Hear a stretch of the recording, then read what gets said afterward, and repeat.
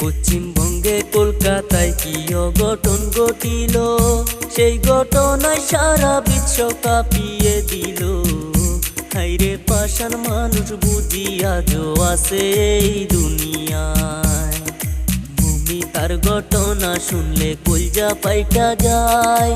18 জন মানুষ মিলে একলা তারে দর্শন কইরা যায়। একলা ঘরে শিকার হয়ে কান্দে হায়রে হায়।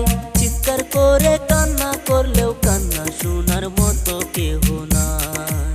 হাতে পায়ে দড়ি দিয়া শক্ত করে বেঁধে, হায়রে মানুষ পাষাণ তোমরা কি করিলে। পাগল হইয়া চিৎকার করে তবু রেহাই দিলা না তারে।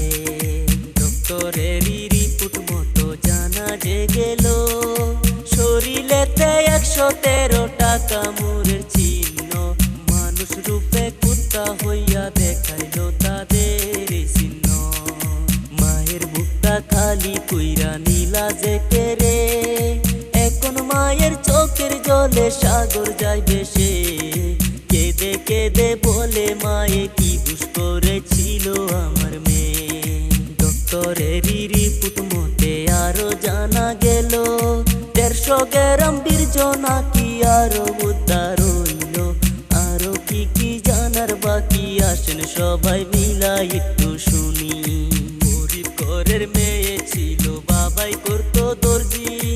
অনেক কষ্ট করে তারে লেখাপড়া করাইছে। মায়ের মনে আশা ছিল আমার মেয়ে করবে ডাক্তারি।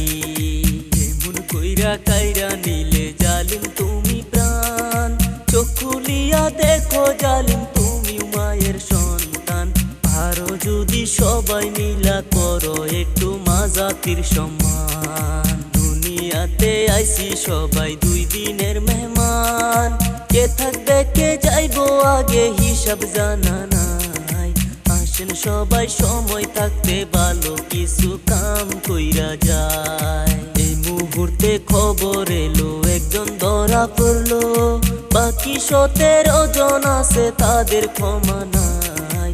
আপনাদের মতামত কি কমেন্ট কইরা একটু বইলা যান। ভিডিওটা দেখার জন্য ধন্যবাদ জানাই।